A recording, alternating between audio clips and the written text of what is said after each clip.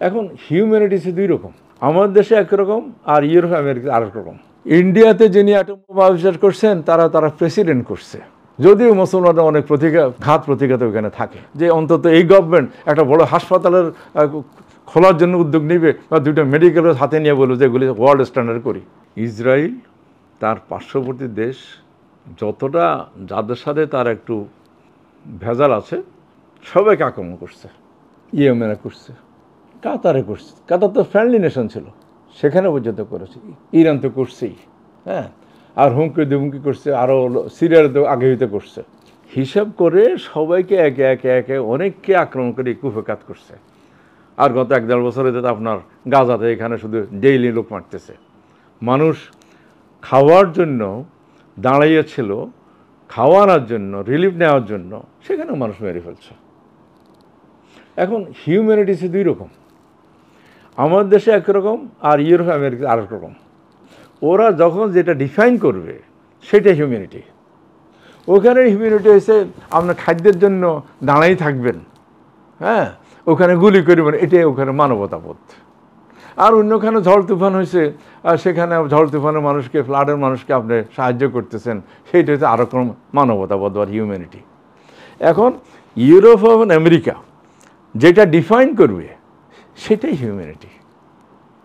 তারা 101 বছরের বেশি পরে যায়, আর ব্রিটেন এখন রিকগনিশন দিছে। এই ভেজালটা কে করছে? ব্রিটেন করছে। ব্রিটেন আমাদের 250-300 বছর এখানে শাসন করছে। 1921 সালে যায় একটা ইউনিভার্সিটি করছে, একটা বড় ব্রিজও করে যায়নি। আর তখন এই সম্পদও ছিল বাংলাতে, শস্য শ্যামলা আর ঝুট। আপনি যদি ডান্ডি যান দেখবেন যে ওখানে ঝুট মিল ছিল আরও 50-70 বছর আগে, ওইখানে বানায় সব কিছু বিক্রি করতো। আমরা কোনোদিন কম্পেনসেশন দাবি করছি? আমরা পাকিস্তানের যুদ্ধ করছি, সেই সময় তারা কিছু ইন্ডাস্ট্রি করছে, অনেক বৈষম্যও করছে, আমরা কম্পেনসেশন দাবি করছি বা দেয়নি। তাদের সাথে সমস্ত যোগাযোগ বন্ধ করে রাখছি। আর তাদের সাথে যোগাযোগ হলে তো আমাদের ব্যবসাটাতে উন্নত হইতো। ব্রিটেনে আমরা যাই এরিয়া করতে চাই, কী জানি বলে এটাকে, লেবার শ্রেণীর লোকেরাই বেশি যায়, আর উপরে তো যারা চাকরি করে বা অন্যরা তো যায়, শ্রম শ্রেণীর লোকেরা যে বেশি চাকরি করে, আমরা কোনো কিছু আনতে পারিনি ওইখান থেকে।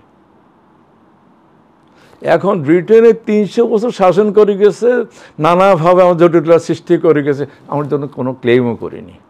ইভেন ইন্ডিয়ার মতো বড় দেশে কোনোদিন ক্লেইম করেনি। আমরা তো কীভাবে করি, আমরা ছোটো একটা দেশ, আমাদের গরিবানার মধ্যে আছি। তো আপনি শুধু যারা ধরতে পারবেন তার ঘাড় ধরে গালিগালাজ করবেন, আর যারা ধরতে পারবেন না, জার্মানি কঙ্গোকে অনেক কম্পেনসেশন দিয়েছে, তারা ওখানে শাসন করছে বেশ কিছুদিন। আমরা তো কম্পেনসেশন চাইতে পারি। আমাদের লোকরা এখন ব্রিটেনের ঘাড় ধরে ধরে বাইর করে দিচ্ছে, আমেরিকা বাইর করে দিচ্ছে, কিচ্ছু করার না। আপনার লেখাপড়ার উন্নতি করতেছেন না, টেকনিক্যালাইজেশন দিচ্ছেন না, শুধু বড় বড় কথা। যেখানে আপনার পয়সা নিতে পারবো, যেখানে কমিশন নিতে পারবো, ওই ব্রিজ, কালভার্ট অথবা হাইওয়ে এগুলা করলে পয়সা পাবে, এখানে সবাই ইনভেস্ট করতেছে। 1 বছর হয়ে গেছে, আমার কিছু মনে করছিলাম যে অন্তত এই গভর্নমেন্ট একটা বড় হাসপাতালের খোলার জন্য উদ্যোগ নিবে বা দুটো মেডিকেলের হাতে নিয়ে বলবে যে এগুলি ওয়ার্ল্ড স্ট্যান্ডার্ড করি। হয়তো করবে, কখন, কবে? এখন এগুলো বলছি এই জন্য যে ইসরায়েলের এই অত্যাচারগুলা, ব্রিটেনের অত্যাচারগুলা সবাই দেখছে, শুধু কোনো অ্যাকশন নেয়নি, কোনো প্রতিবাদ করেনি। এখন হয়তো সৌদি আরব মনে করতেছে এরা যেভাবে চলতেছে ভবিষ্যতে আমাদেরকে আক্রমণ করবে, সেজন্য আমরা পাকিস্তানের সাথেই আমরা আগাইতে হবে। কেন? পাকিস্তানের কাছে একটা ইসলামিক অ্যাটম বোমা আছে। ইন্ডিয়াতে যিনি অ্যাটম বোমা আবিষ্কার করছেন তারা প্রেসিডেন্ট করছে, যদিও মুসলমানরা অনেক ঘাত প্রতিঘাত ওখানে থাকে। কিন্তু পাকিস্তানে যিনি অ্যাটম বোমা আবিষ্কার করছে উনি তখন ডেনমার্ক কি নেদারল্যান্ডে ছিল, কোনো কাগজপত্র নিয়ে ওই আণবিক শক্তির ওখান থেকে যেতে পারতো না। উনি সব মাথার মধ্যে নিয়ে যাইয়া সমস্ত ফর্মুলা করছে। ওই লিবিয়ার থেকে ইউরেনিয়াম এনে তারা এই অ্যাটম বোম বানাইছে। আর তার পরিণতি হয়েছে কোথায় জানেন? সে ওই কী বলে হাউস অ্যারেস্ট ছিল, হাউস অ্যারেস্টে মারা গেছে। আব্দুল কাদের খান হাউস অ্যারেস্টে মারা গেছে। বুঝছেন? তো যাই হোক, দেরিতে হইলেও কাতার এবং সৌদি আরব তারা বুঝতে পারছে যে আমাদের আশেপাশে কোনো শক্তি না থাকলে আমরা আগাইতে পারবো না। তাহলে এখন কি দাঁড়ালো? ইসরায়েলকে পাকিস্তানের মুখোমুখি হতে হবে। ইসরায়েলকে অলরেডি ইরানের সাথে যুদ্ধে তারা পরাস্ত হয়েছে। এটা আমাদের জন্য একটা সুখবর যে দেরিতে হলেও আমরা সবাই বুঝতে পারছি যে ইসরায়েল আমাদের সবাই একাকে আক্রমণ করবে, জর্ডানকে করবে, ওইদিকে আপনার ইজিপ্ট আছে তাদেরই করবে। সবাইকে ওয়েক আপ কল দিচ্ছে যে তোমরা সুযোগ আছে এখন, অন্তত শক্ত হও এবং নিজেদের গতি চিন্তা করো কোথায় তোমরা যা ঠেকবে যায়, এবং নিজেদের মধ্যে অন্তত বন্ধুত্ব এবং ওই যে আর্মি ফ্যাক্ট অ্যাড করো, তাহলে তোমরা বাঁচবা। সৌদি এবং পাকিস্তানের চুক্তি মুসলিম বিশ্বের ঐক্যের প্রথম ধাপ, আমি মনে করি তাই। সৌদি আরবের মুসলিম বিশ্বের সৌদি আরবের যথেষ্ট ইনফ্লুয়েন্স আছে এখন। তাদের যেটা সামান্য দেখলাম, আমরা তো সব দেখিনি, যে কোনো দেশকে আক্রমণ করলেও মনে করতে হবে আমার দেশকে আক্রমণ করছে। মানে পাকিস্তানের আক্রমণ করলেও সৌদি আরবের মনে করতে হবে সৌদি আরবের আক্রমণ করলে অসম্ভব রকমের একটা চুক্তি। তাহলে যদিও সৌদি আরবের পারমাণবিক বোমা নাই, কিন্তু তারা লিটারেলি এখন পারমাণবিকের অংশীদার, এবং তারা যথেষ্ট ইনভেস্টমেন্ট করবে পাকিস্তানে যাতে করে তার ইকোনমিটা উঠে আসে।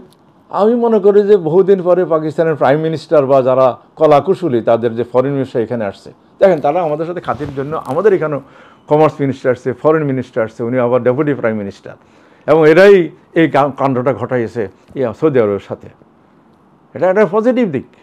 কিন্তু এখানে আবার একটা প্রশ্ন আছে যে এটা কি এরকম মনে হয় কিনা যে আমেরিকা পাকিস্তানকে হাত করার জন্য, কবজা নেওয়ার জন্য ভারতকে সৌদি আরবকে দিয়ে কিছু একটা করাচ্ছে? ভাই ভিতর পিছনের কথা তো জানি না, হতে পারে, এটা আমার মাথায় কোনো আইডিয়া নাই। আপনি বিরিয়ানি পাকাইলে আপনার সাথের প্রতিবেশী যে আছে সামনে এসে হেরোয়া খাওয়াবেন আপনি। এখন আমেরিকা তো সারা ওয়ার্ল্ড তারা কাঠি নাড়তেছে, কোন সময় কী করে আমরা বুঝে উঠতে সময় লাগে যায়। ধরে নিন আমেরিকা স্বার্থে এটা হয়েছে, তা আমি বলি আমার জন্য ভালো হয়েছে। আচ্ছা, আপনি সৌদি আরবের সাথে ইরানের কোনো বিরোধ দেখতে পাচ্ছেন কিনা? ইরানকে কোনো দেশ হামলা করলে সৌদি আরব বিরোধ থাকে, আবার পৃথিবীর যে কোনো মুসলিম দেশকে হামলা করলে ইরান কিন্তু আগে প্রতিক্রিয়া জানায়, সমর্থন জানায়। দেখেন আমার কাছে মনে হলে এতে একটা গোষ্ঠীগত সমস্যা আছে। ইরানে হলো সব শিয়া, হ্যাঁ, আর সৌদি আরব তাহলে যে ওহাবি সুন্নি এরা, এতে করে মনে হয় কোনো গোষ্ঠীগত জাতিগত সমস্যা আছে। কিন্তু ইরান ভেরি স্ট্রং কান্ট্রি, অর্থাৎ আপনি ইচ্ছা করলে অনেক কিছু করতে পারবেন না। পাকিস্তান ইরান যদি এক হয় বা সৌদি আরব সাথে থাকে বা যে কাতারের কথা বললেন, তাহলে মানে বিশ্বে পরাশক্তির বিষয়টা কোন দিকে যাবে? টার্কি এদের সাথে অ্যাড হবে। আচ্ছা, তুরস্ক, রাইট। তাহলে কি পরিস্থিতিটা কি হতে পারে? করতে বলে শুধু রাশারাশি করবে, এরা অনেক স্ট্রং হবে। কেউ বোমা কারো মারবো না, বোমা হলে জানা যে দেশ শেষ হয়ে যাবো। এরা শেষ হয়ে যাবে, ব্যবসা বাণিজ্যের জন্য চিনতে হবে কার কাছে কে অস্ত্র বিক্রি করতে পারবো। এখন ধরেন পাকিস্তানের সাথে সৌদি আরবের জিনিস, পাকিস্তানে তার সৌদি অনেক অনস্ত্র সৌদি আরবে কিনবে, পাকিস্তান ইকোনমি এমনি ভালো হয়ে যাবে। সৌদি আরবে অনেক অস্ত্র কিনবে না, পাকিস্তানে তো অনেক অস্ত্র আছে যেগুলো তারা সেল করবে। আমেরিকার রিয়া কোথায়, স্ট্রেং কোথায়? সারা দুনিয়াতে অস্ত্র বিক্রি করতেছে। এই যে তাদের এত সমস্যা, এত সমস্যার পরে তারা কি করে জানেন? ইউক্রেনের কাছে অস্ত্র বিক্রি করে, আবার ইসরায়েলের কাছে অস্ত্র বিক্রি করতেছে $কয়েক বিলিয়ন। তাহলে এখন মুসলিম বিশ্ব আসলে কি হতে যাচ্ছে আপনার দৃষ্টিতে? আমি মনে করি যে মুসলিম বিশ্ব আরও তো একটা হওয়া উচিত। ওই দু একজনে বলেছে, দু একটা লেখা এসছে, মুসলিম নেটো হবে কিনা, হোক না, ক্ষতি কী।